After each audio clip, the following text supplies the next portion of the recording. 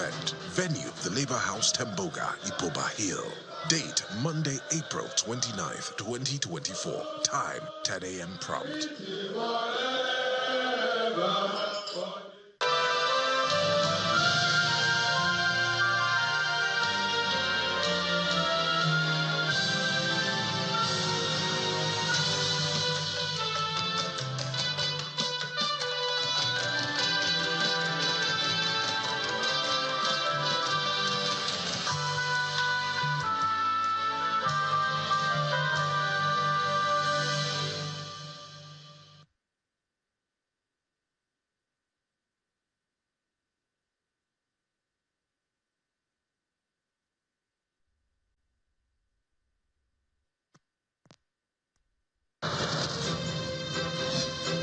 From Lagos, the nation's commercial capital, this is the news at 10. Live from Channels Television. Reporting tonight, Melinda Akilami.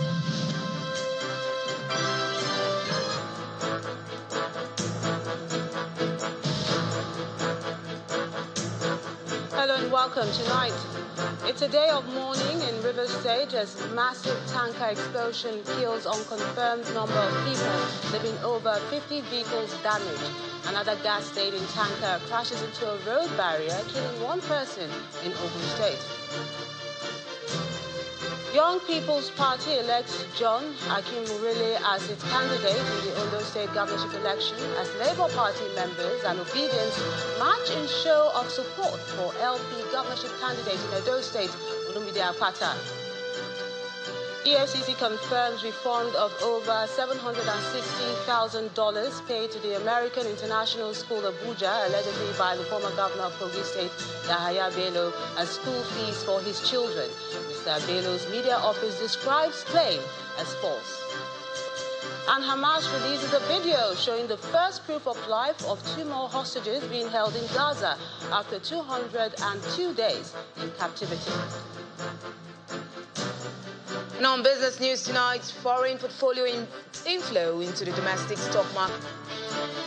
We begin on a rather sad note with the deadly explosions that hit Rivers and Ogun State last night and in the afternoon today. First, in Rivers State, an unconfirmed number of people are feared dead following the massive fire resulting from a tanker explosion which occurred on the LMA axis of the east-west road.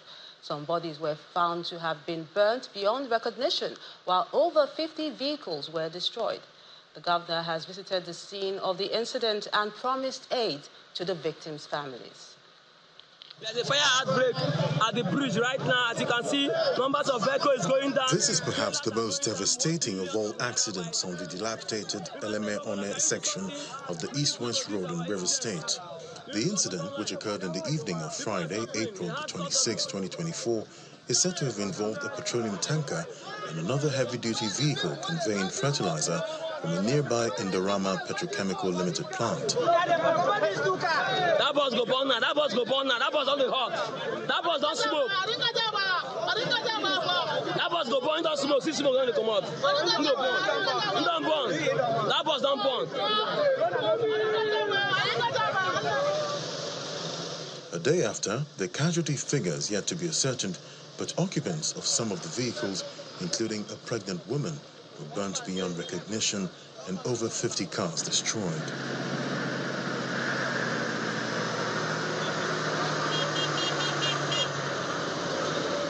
All of a sudden, we saw people, they parked there and they were like, oh, something is going on. We felt someone fell inside the gutter or something. So I came outside the vehicle to check what is going. Then I asked someone that was passing that, oh, please, what happened? So they were like, the tanker over there is spilling out fuel, petrol, that, oh, people should off their engine and we should come down from the vehicle. Then at a point, it's as if, you know, when you leave tap on and water is just rushing. So everything was flowing down. So the ones at our back, they wanted leaving as well. But then our vehicle refused starting. I don't know why. The guy behind us tried starting his own. He owned his vehicle was moving. He came close to us. He was directly at our back. And everyone was like, he should off his vehicle, He turned the vehicle off, then he started it again. So immediately he started it. Me and my elder brother were trying to push us forward, as we were pushing the vehicle, his thing started with him. So immediately his car was on fire. Me, I don't leave my keke. My keke come born. Because that keke, I get picking, I get wipe. Now here the user to go work, to chop, to eat. Now I don't get to tell how to carry on go work. They blame delayed emergency response for the extent of damage.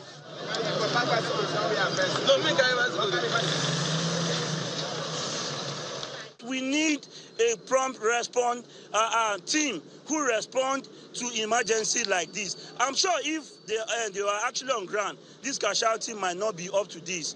Last week, Sunday, one happened in Onne. Everywhere, a lot of property was lost. Before we could get the response, it took a lot of time. So I'm begging the state government and other authorities that cases like this, that nobody pray for emergency, but road safety alone cannot do it. So we need it could be from the state government. We need a team that will respond to issues like this. The Eleme axis of the east-west road is known for a terrible accident due to the state of the road, and this has led to repeated protests by indigents of the area. Although the federal government recently initiated the rehabilitation of the road, the progress of work has been largely slow. Regardless of this road is under construction, they should tell the construction company to fast track or try to expand the road so that for easy movement of vehicles. This is not vehicle and this is not a lane that convey only small trucks. You see big trucks loaded with container plying this road on a daily basis. And I'm calling on the Minister for Works, that's Senator Dave Umai, to please come to this ground and try to talk to this construction company that if there's a way they could expand this road. Governor Sim Fubara is visiting the scene of the accident for an on-the-spot assessment. Direct security agencies to conduct a thorough assessment to facilitate the provision of aid for families of those affected. From what we are seeing, it wasn't a very, very pleasant case. A huge numbers of vehicles being destroyed and souls lost. But I've already asked the agency, the security agency, to give us a full brief so that we can come into the situation fully by seeing how much we can support the families that are bereaved and how we can cushion the effect of the losses. The governor also laments the deteriorating condition of the road, which connects the Onne seaport to the Port Harcourt refineries, among other critical economic infrastructure. We all know the situation of this road. It's really, really unfortunate. Most of our people, when plying this road, should apply it with caution. I believe strongly that this situation would have been avoidable if the motorists had behaved properly. Residents are hopeful that government at all levels will do everything possible to prevent a repeat of such incident in the state.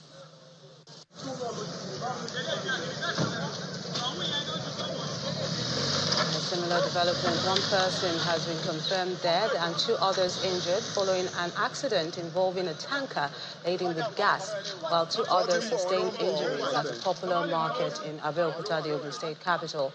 According to the Ogun State Command of the Federal Road Safety Corps, the suspected cause of the accident was mechanical fault, which led to the tanker crashing into the road barrier before going up in flames, leaving vehicles and shops nearby burnt.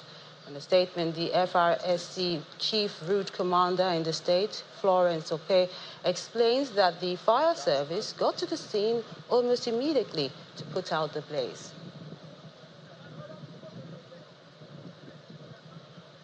Away from those tragic occurrences, here in Lagos, demolition of structures on the right-of-way of the ongoing Lagos-Calabar Coastal Road has commenced. The Federal Controller Works in Lagos State, Mrs. Kuridi Kesha, had earlier in the week announced that the demolition would start today. The exercise, which began at the Manikula Beach, Oniru waterfront, was flagged off this evening by the Minister of Works, Mr. David Umahi. The minister says compensation of those affected has been adequately factored in and urged them to see the greater good of the project. To politics in Ondo State, where the Young Progressives Congress, YPP, has elected Mr. John Akimurele as its candidate in the November 16th governorship election in the state.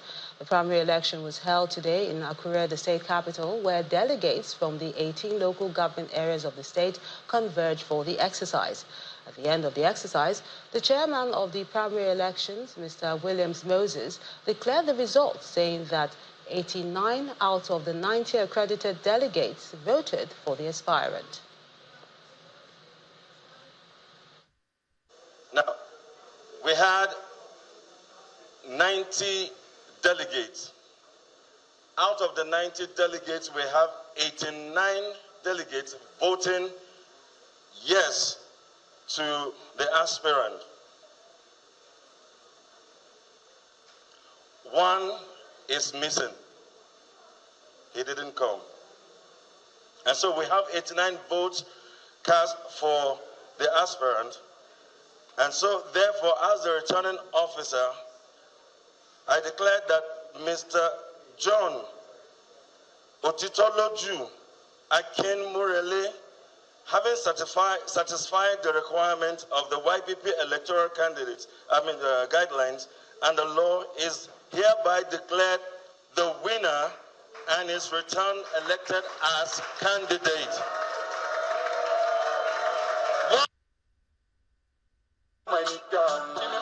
In his acceptance speech, the YPP governorship candidate, Mr. Akimurele, challenged the delegates to rise up as youths and take over the mantle of leadership, promising that YPP is ready to put in place good governance in Ondo State. With the mandate you have given me, I want to assure you that we are taking back our generation. And I want to tell you that you need to stand up and fight for our generation. If we refuse to do it, then we have failed ourselves. And I pray that we will not fail ourselves. I woke up this morning, I look around, and I said to myself, I said to nobles around, I said to the officials around, I said to everyone around that do not be afraid. Do not what? Do not be afraid. And now I want to challenge you to rise up. Rise up to defend your brothers. Rise up to defend your parents. Rise up to defend this generation. How are you going to do that? YPP is providing the platform for us. Meanwhile, in Edo State, leaders and members of the Labour Party, as well as the Obedience Movement today, publicly demonstrated their support for the party's candidate, Mr. Olumide Akpata, ahead of the September 21st governorship election in the state. Shortly after a fitness walk along some major streets in Benin City, they said that they were proud to have elected him as the flag bearer for the party. For Mr. Akpata and the party, the fitness walk was also to show the party's resolve to stand its ground against whatever challenge arises. The fitness walk of today is to show that I made a good choice. Is to show that I gave a ticket to a man I know very well. I gave the ticket to Barrister Olumide Akpata. I haven't been convinced that he has the capacity to engage. He has what it takes to deliver for Labour Party. So Akpata today is Labour Party and Labour Party is Akpata. These are the messages. It's a rallying call to our people. We want to let them know that next 5 months will be tough. It will be a test to our endurance. It will be a test to our resolve. And we are resolved. We are ready. But we will be tested. We are sending a message, loud and clear. Let us play the game by the rules. Because we are confident that if the game is played by the rules, we will win this election. In part two, after the break, Gombe and Oyo State hold local government elections, exercise adjudged peaceful across all the council. That's in a moment. Please stay with us.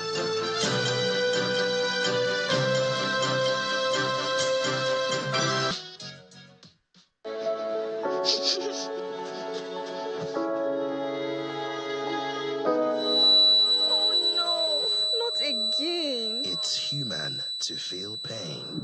Ease the pain with Easadol for fast relief from 95,000 Naira only. You get 50 invites, 50 A2 size posters, 50 16-page brochures, 1 large backdrop banner, 1 roll-up banner, 50 jotters with pens, and 50 souvenir carrier bags. Whatever event you're planning, we can adjust to your budget and quantities. Just send your pictures and other information through WhatsApp, and we shall send a design for your approval. Approve your design, and we will produce with super high-quality digital print technology. We can even arrange delivery to your location. Call us now on 0913-156-5016 or 0812-794-9323 or visit our social media pages. Cast Prints, digital printing at super speed. We are rooted in tradition, yet we're boundless. Shooting for the sky with eyes on the prize, inspired by wonders of the world. We don't walk to ancestral beats, no. We vibe to the rhythm, stepping to the future with us, beyond conventions. Ayato Siwojo. We are Goldberg Black. Same rules, new rhythm. It is at 10, coming to you live on Channels Television from Lagos. A reminder of our top stories. It's a day of mourning in River State as massive tanker explosion kills unconfirmed number of people, leaving over 50 vehicles damaged. Another gas-laden tanker crashes into a road barrier, killing 1 person in Ogun State. Young People's Party elects John Akinwumi as its candidate in the Ondo State governorship election as Labour Party members and obedient march in show of support for LP governorship candidate in Edo State, Olumide Akpata. EFCC confirmed refund of over $760,000 paid to the American International School Abuja, allegedly by former governor of Kogi State, Yahaya Bello, as school fees for his children. Mr. Bello's media office describes claim as false. And Hamas releases a video showing the first proof of life of 2 more hostages being held in Gaza. In Edo State this time, all seems not well with the People's Democratic Party, PDP, as the party's South-South National Vice Chairman, Mr. Adan Obi, has distanced himself from the recently constituted Edo PDP Governorship Campaign Council. He maintains that his group in the party will do all it can to demonstrate that the forthcoming election is about Edo and the people of the state. Mr. Obi said this in an address to a gathering of PDP leaders and supporters in Esako Central Local Government Area. Also at the meeting was the recently impeached Deputy Governor of Edo State, Mr. Philip Shaibu.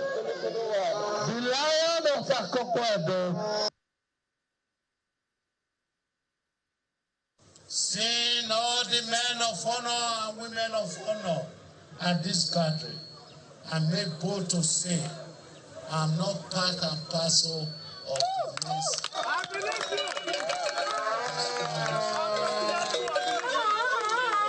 I want to publicly say here that I'm not part and parcel of the list released yesterday about the Edo State governing election governorship election in Edo State.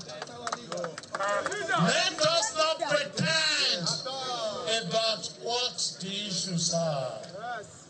Are you happy with Edo State PDP?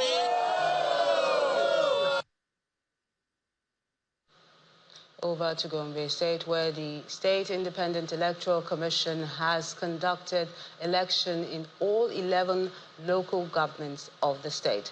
The exercise, which was largely hitch-free, recorded a large turnout of voters at the grassroots. Governor Inuwa Yahaya voted at his polling unit and describes the exercise as seamless. It is election day in all 11 local government councils of Gombe State, and both officials of the State Electoral Commission and the electorates appear ready for the exercise.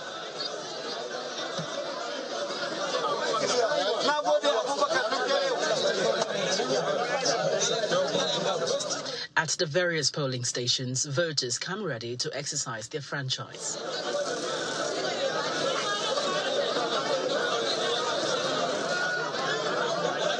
The state governor, Mr. Inowa Yahaya, cast his vote at the Jakadafari ward in Gombe North Senatorial District. He describes the exercise as democratic. You can see on the face of the people that they are happy that things have been done well, and we are going by the best practices, and we will ensure that we continue until the end of the meeting. We will conduct and we will go and count, and we will go and issue the results in accordance with the dictates of the law. In Gombe Central, the Speaker of the House of Assembly also cast his vote. He is optimistic that the ruling All Progressives Congress in the state will win the majority of votes. The government is impacting positively on us. Not even quite long. They drill a borehole for us. Is it day before yesterday or thereabout? So the government is discharging their own responsibility, and we are to reciprocate the good gesture by voting them back to office. Some of the voters also speak on their expectations from those they're voting into office. The people of this community are dominant farmers, so they will need the support of the new elected executive to continue from where the last chairman stopped, especially in providing a fertilizer and security of their farms and life and property. As voting ends in most polling units, the voters, on the other hand, await the outcome with hopes that it will reflect their choice. It was not only Gombe State that conducted local government election today. Residents of Oyo State also turned out across the 33 councils to elect new leaders in the areas. The poll took place amidst tight security to avoid any breach of peace. After voting at Unit 1, Ward 11, Ibadan Northeast Local Government Area, Governor Seyi Makinde expressed satisfaction with the conduct of the exercise, which is the second under his administration. Our correspondent, Bukola Oriowo, has this report. The restriction placed on vehicular and human movement for commercial activities is adhered to by residents of Oyo State, as the major roads and streets are deserted as a result of the local government elections. Despite the late arrival of electoral materials in some polling units, the exercise turnout is recorded.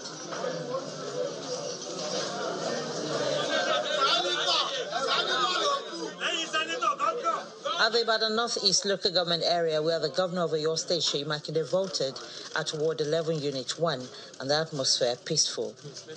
People are going about that exercise peacefully. Traffic restrictions is being obeyed by the people. So I will commend our people, for coming out to take seriously democracy at that level. There is a heavy deployment of security personnel across the 33 local government areas of the state to enforce movement restrictions and avoid breakdown of law and order. We are deploying about 12,000 personnel for this election. The 12,000 is made up of about 8,000 from the police. We have 2,125 from other sister services, excluding the military. Some of the residents described the election process as free and fair. The election is peaceful, it's credible, the process is clean, so I'm fine with the process. And you can see the people here, you see they are enjoying themselves. They just finished voting, so they're still around waiting for the result to be announced. The electoral umpire, the Oyo State Independent Electoral Commission, had earlier held series of meetings with security chiefs as well as relevant stakeholders on strategies to employ for a credible, free and fair elections devoid of violence, and this appears to have yielded a favorable result. And as residents of the state await the outcome of the poll, normal activities have since resumed across the state. Bukola Oriowo, Channels Television News. To other stories now, the Economic and Financial Crimes Commission, EFCC, says it has received over $760,000 paid to the American International School, Abuja, allegedly by the former governor of Kogi State, Mr. Yahaya Bello, as school fees for his children. The anti-corruption agency told Channels Television today that the commission had received the amount after demanding a refund of the money by the school.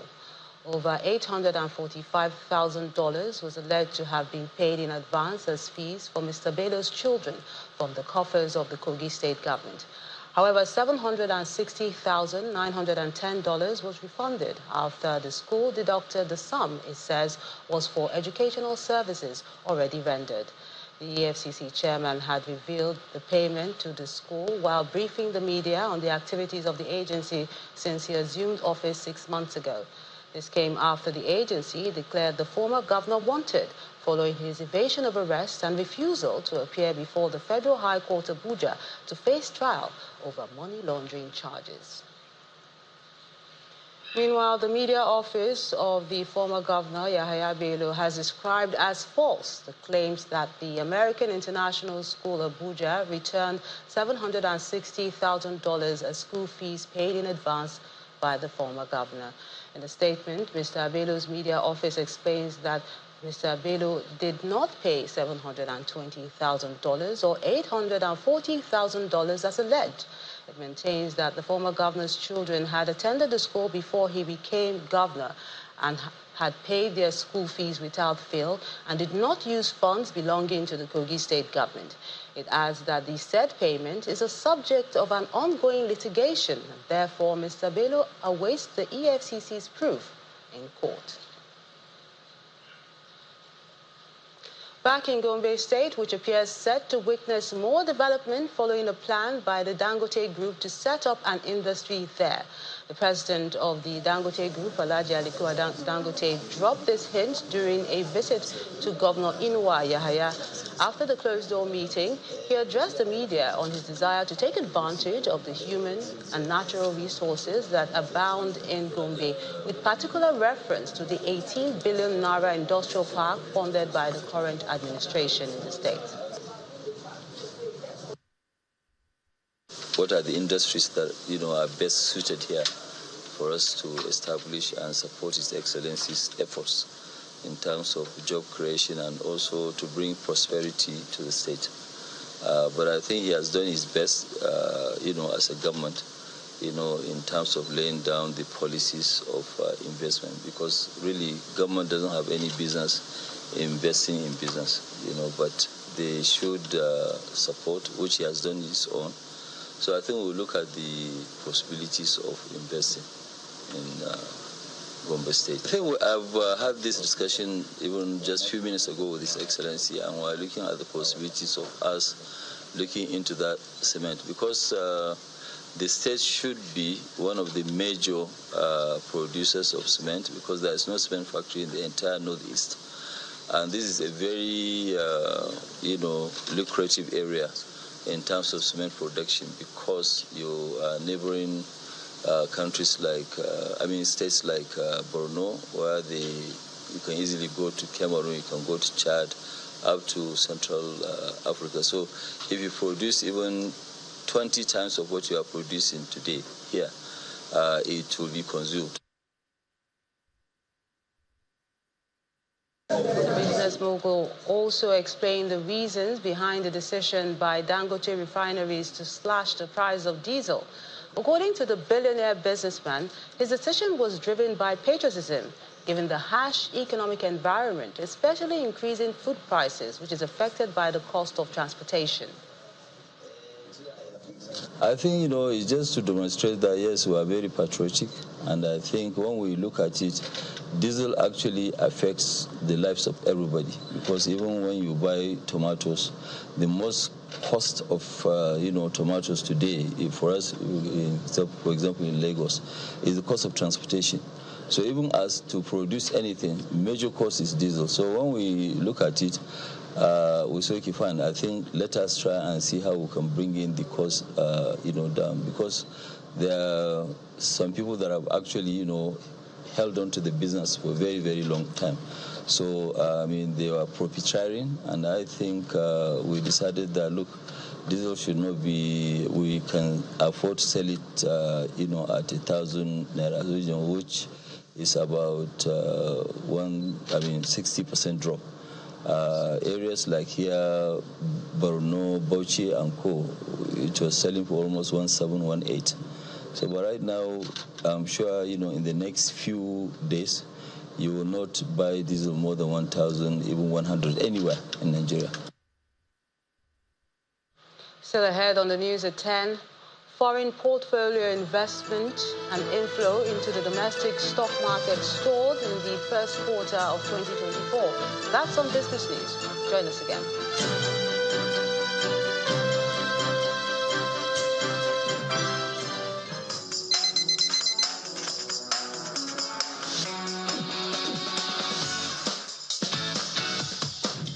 There are 1,001 ways to start your day.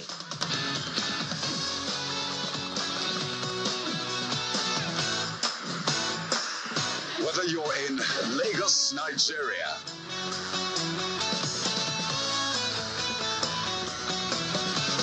in London or anywhere in the world,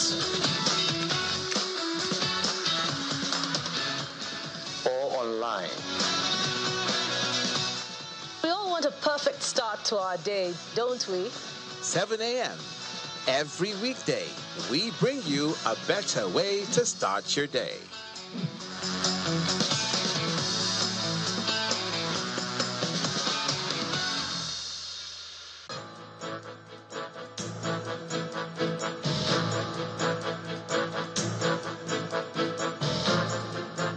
Welcome back. The recent fuel scarcity that hit Abuja and its neighboring states last week has continued unabated despite the claim by the Nigerian National Petroleum Company Limited that the cause of the scarcity has been resolved.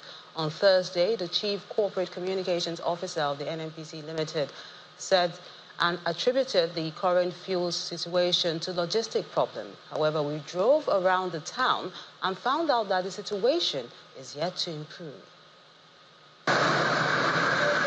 It's been over a week that residents of the nation's capital continue to queue for fuel.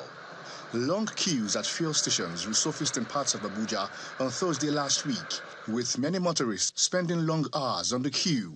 More than 1 hour now. I did. So, plenty motor day. So some they enter Chua, then they collect money. That's why the line is not moving. The management of the Nigerian National Petroleum Company Limited on Thursday had explained the reason for the latest scarcity. A statement by the Chief Corporate Communications Officer says in part, NNPC Limited wishes to clarify that the tightness in the supply of premium motor spirits currently being experienced in some parts of the country is a result of logistics issues, and they have been resolved. However, most fuel stations in Abuja are not selling. Those selling, like this one opposite the NNPC Towers in Abuja, has a long queue of motorists who are waiting to buy the product. As the scarcity bites harder, motorists are caught between staying on the queues for hours and buying from roadside sellers, popularly called black marketers, who are cashing out from the situation. We don't have option than buying all those things these boys sell, because even in filling station, they don't agree to sell for us. So the only alternative we have is to get from them.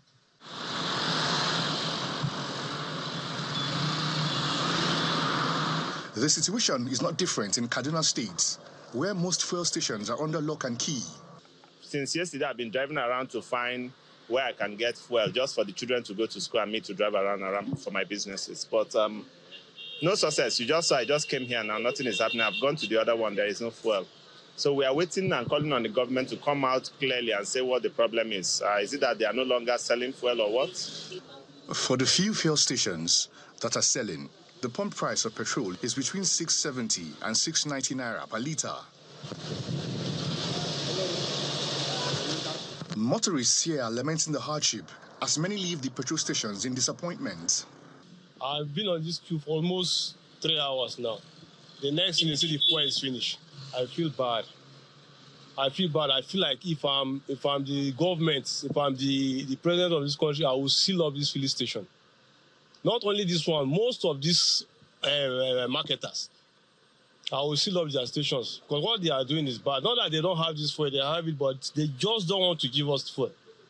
Some of them say they are at the mercy of black marketers who sell between 1,000 naira and 1,200 naira per litre.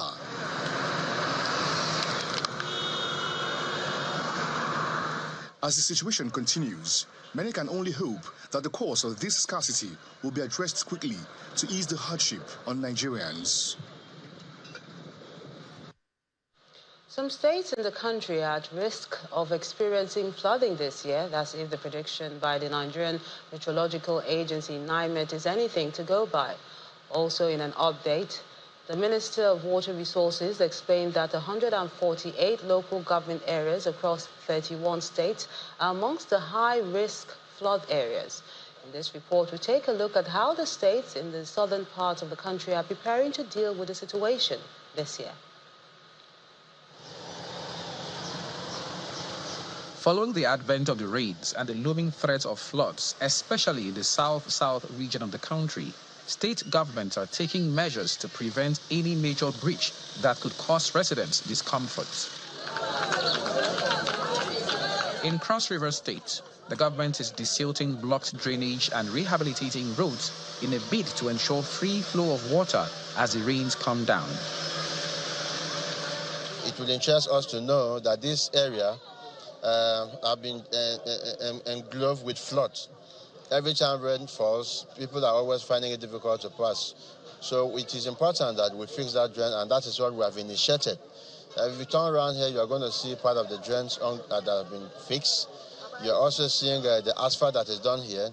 These are all initiation of Ministry of Works Cross River State. We are so happy today because the present governor, Senator Prince Basi Utu, he has done so much for us in such a way that I, as a person, I am very happy. In Delta State, 17 out of the 25 local government areas have communities along the coastline, thus making them prone to flooding. One of such communities is Oko, in Oshimili South local government area of the state. For this reason, the state government is also taking proactive steps like clearing drainages in the capital city. But the Director General of the State Capital Development Agency is not pleased with citizens who undermine their work by clogging up drainages with trash. I see no reason why somebody living in a capital city cannot register with the PSL. And if you register with the PSP, automatically it's easier for us to hold the PSP responsible for not clearing the drains or clearing the dustbins in front of your house. And it's most disheartening. However, I promised the last time that we're going to come heavily on them. I'm not likely going to go on the street and start fighting people, but I think we will use the law to follow them. Once they are restrained, they'll begin to drop the load inside. We, those people that are here, we paid money for Aboki to clear it several times. River State is not left out as the 2022 flood devastated many communities in the state, with Ngeni in Ahuda West particularly hard hit. The traditional ruler of Ngeni is unhappy with the insincerity of the authorities, who he accuses of not doing enough. The federal ministry agencies have always come to say something will be done. For example, the first quarter of the former president, Muhammad Buhari, the vice president visited us at Imbiama and promised that to mitigate the effect of flooding on our people, that the river will be desilted and the area will be canalized to divert the influence of the water or the pressure on our land and our houses. Today is 2024. Nothing has been done. In neighboring Bayelsa State, the government is also putting measures in place to ensure the effect of the flood on the residents is reduced to the barest minimum. Our communities are prone to being flooded once the water level rises.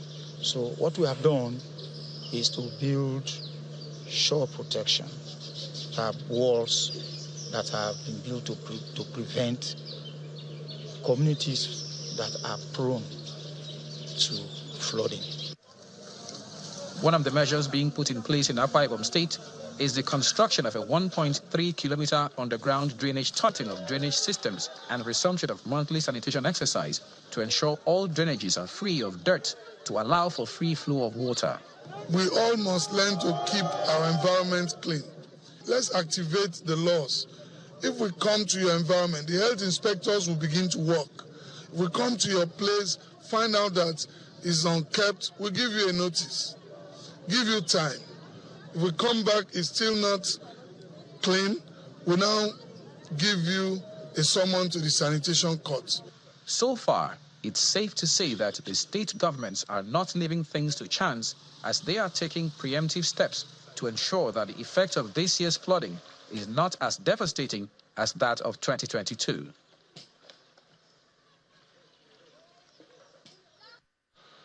Staying in the South-South, the Minister of the Federal Capital Territory, Mr. Nyesom Wike, has commended the current board and management of the Niger Delta Development Commission, NDDC, for forging synergy with states and local governments in the region for socio-economic development.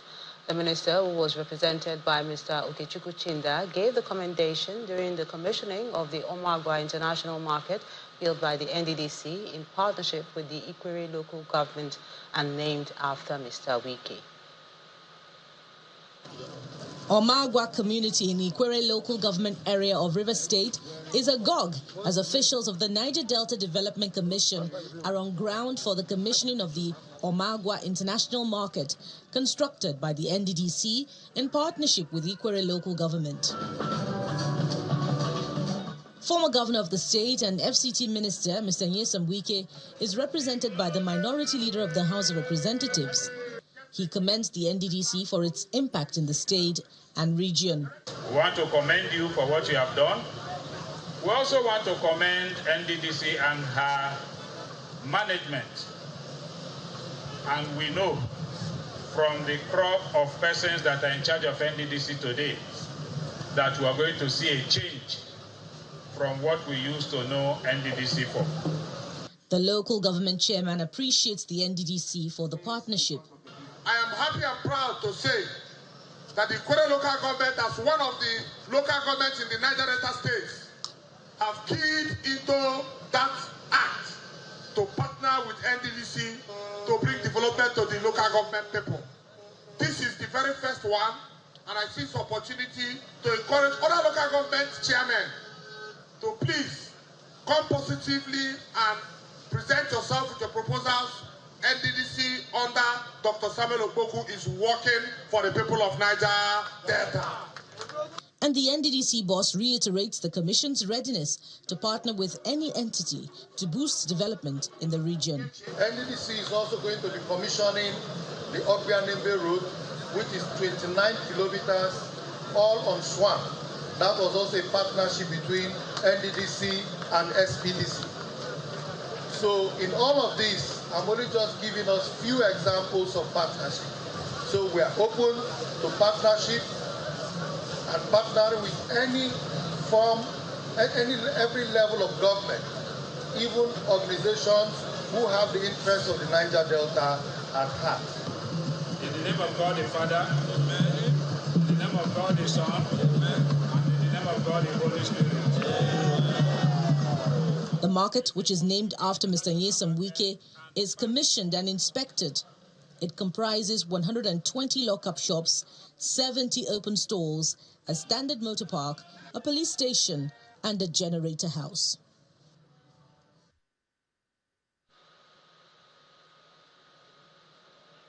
Meanwhile, the FCT minister is again giving assurances that all major projects ongoing in the nation's capital, Abuja, will be completed and ready for inauguration by the president to mark his first year in office.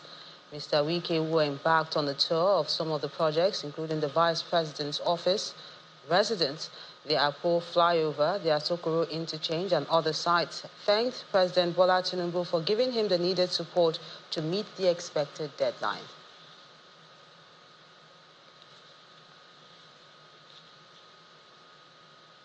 Let's now switch our attention to the creative industry, where the Minister of Arts, Culture and the Creative Economy, Hannatu Musawa, has promised some government intervention to boost the industry. While speaking during a fireside chat at the second edition of the Digital Innovation and Creative Excellence Industry Mixer in Lagos, the minister reveals plans for creatives like capacity building, endowment funds, and government partnership to help grow the industry. This second installment of the Digital Innovation and Creative Excellences Industry Mixer creates a perfect confluence of tech and creativity. Startups, business leaders, captains of industry, diplomats and policymakers engage with notable Nigerian creatives as the conversation funnels into unlocking revenue potential of the creative economy. The convener, Juliet Ehimwan, describes the creative economy as the fastest growing industry in Africa, even though it's still barely scratching the surface. So this evening, we've gathered some of the most creative minds in the ecosystem to have insightful conversations on how we can effectively convert opportunities in the creative space into revenue and leverage technology to accelerate growth. With the current global attention on the Nigerian creative industry being led by Afrobeat to the world, the industry is poised to take a big chunk of the $1 billion global creative economy with proper tech support. This is according to Tomiwa Aladekomo, the CEO of Big Cabal Media. Are we minting enough stars as quickly as we need to? Are we investing in developing artists so that they can go global? The mixer turns the spotlight on some big industry players, including Tega Ogenejobo, the CEO of Maven Global, that was in the news recently for its big money inflow, and Adi Awofisayo, the head of music Sub-Saharan Africa for YouTube. I say technology allowed our music to travel without visa. The current success of the creative industry has been with little or no government support over the years. Today, however, the Minister of Arts, Culture and Creative Economy, Hannatu Musawa, shares some government plans to boost the industry and catalyze growth. We're looking at setting up endowment funds because many people have the talent, some even have the capacity, right, to go global, but they just don't have the financial backing, they don't have the support. And at the same time, we're looking to be a sort of convergence point whereby we can do PPPs, we can bring investment, because no matter how talented you are as an individual within the creative space, you know, government has a reach and a network and an access that individuals don't have. We have come to a conclusion as to how we can come with a visa for creatives. Because, like I said, we need to create an enabling environment. We cannot expect people to bring the conversation in-house when we don't have that enabling environment. We have a huge project that is on now, which is going to be announced very soon. It's called the Abuja Creative City. Abuja Creative City and the Abuja Cultural City. And it's a huge project that is a one-stop shop for everything creative. Chairman of Channels Media Group, Dr. John Mama O.N., closes what turns out to be an engaging evening by projecting what the creative industry stands on the brink of in a new era, where creativity isn't just a form of expression, but a big contributor to the nation's GDP. Let us carry forward the commitment to support our artists, our creators, and our innovators. Let us be advocates for the policies that will empower the creative sector. And let us continue to invest in the infrastructure and education that will nurture the next generation of creative talents. The engagement is over, and it's time to roll the dice and match words with the requisite action, not just for the creators and investors, but also for the regulators and policymakers. Governor Peter Mbah of Enugu State has flagged off another round of the distribution of palliatives and warned against playing politics with the exercise. According to him, the palliatives are a quick fix efforts of the federal and state governments to cushion the effect of the economic hardship in the country. As you know, we have robust program in place which will ultimately ensure that we eradicate poverty and kiss it goodbye forever in Enugu State. The ultimate thing is that our people should be able to create wealth. Okay? Whether in the agriculture sector, in the business sector, those that are providing services. We are poised to ensure that we upskill them. For those in agriculture, we provide extension services to upskill them so they can be able to increase and upskill their production. Time to find out what's happening in the world of business. Willie Bong has details.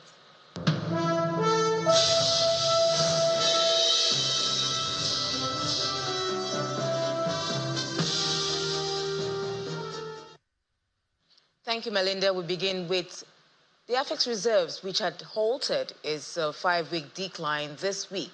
Data from the central bank shows that gross reserves level increased by $10.76 million to $32.12 billion as of April the 24th. And this comes even as the central bank sold about $80 million to banks during the week. Meanwhile, analysts say the pressures in the FX market remain despite CBN's interventions due to the sustained exit of foreign portfolio investors from the domestic capital market. On forex market trading activity at the FMDQ exchange closed negative this week as the total turnover of transactions carried out at the FX spot, forwards and futures markets dipped by 7.64% to close at about $1.28 billion. A further breakdown shows total value of transactions at the FX spot market dropped by 8.84% to $1.25 billion, while transactions at the FX derivatives markets rose by 149.1% to $26.23 million. Meanwhile, the value of the Naira fell by 12.05% to 1,300 Naira 39 kobo against the dollar at the official NAFEX window. Still talking about the FX, foreign portfolio inflows into Nigeria's exchange, as the NGX reached 93.37 billion naira in the first quarter of 2024, marking a 415% increase compared to the same period in 2023, and that's according to latest data by the NGX. In dollar terms, the actual inflow was $70.1 million during the quarter compared to $39.2 million in the same period of 2023. However, the period also recorded an outflow of $90.03 million. This resulted in a net forex outflow of $19.87 million compared to a net outflow of $37.8 million in the same period last year. In terms of monthly foreign portfolio transactions, total amount reached $160.2 million. Now, for the domestic stock market, it ended the fourth trading week of April in the red as profit taking on mostly banking stocks continued to take toll on equities' overall performance at the NGX. As a result, the market's main index fell by 1.39%, bringing the month and year-to-date performance to 6.13% and 34.06% accordingly. Sectoral performance was also mostly negative as the banking index recorded the most significant weekly loss, followed by the industrial goods, the consumer goods, and the oil and gas indexes, while insurance was positive. Suno Assurances Nigeria PLC led the pack of gainers with a 25% price appreciation. O&O topped the list of losers with a 19.57% decline, while the trio of UBA, Access Holdings, and Transnational Corporation PLC were the top three most actively traded stocks for the week.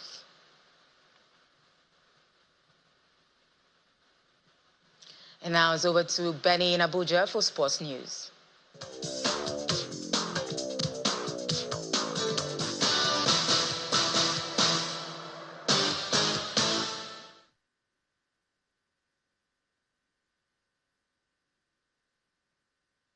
Begin with the English Premier League, where Sheffield United's relegation is confirmed as Newcastle United recovered from a sluggish start to thrash the Blade 5-1 at St James's Park. Sheffield United at 10 points from safety with just 3 games left following their 25th league defeat of a dismal season. Zeki Amdouni scored a late penalty for Burnley as Manchester United were held to a draw at Old Trafford. Wolverhampton Wanderers ended a 6-game winless run and piled pressure on relegation, threatening Luton Town with a 2-1 victory. Liverpool's title hope seems all but over after Mikel Antonio scored to rescue a point for West Ham United at London Stadium, while Everton's guaranteed their survival with the 3 games to spare by edging to victory over Brentford. Arsenal manager Mikel Arteta urges players to put their North London rivalry with Tottenham Hotspur aside as they look to stay top of the Premier League title with victory at their neighbours. Arsenal will make the short trip to the Tottenham Hotspur Stadium on Sunday, knowing they will remain at the summit if they leave with the 3 points. Tottenham Hotspur will have a partisan crowd cheering them on against the Gunners, but Arteta wants to remove the emotion of Derby Day and focus on the job at hand. And Postecoglou has maintained Tottenham Hotspur will stick to its attacking philosophy in Sunday's crucial North London derby against leaders Arsenal. Tottenham Hotspur cannot afford to lose to their bitter rivals at Tottenham Hotspur Stadium as they try to stay in the race to qualify for the Champions League. Postecoglou knows a Tottenham Hotspur win will be a major blow to Arsenal's bid to win the title for the first time in 20 years. Now in tennis, 5-time champion Rafael Nadal has extended his Madrid Open farewell by street. It's back to you, Melinda.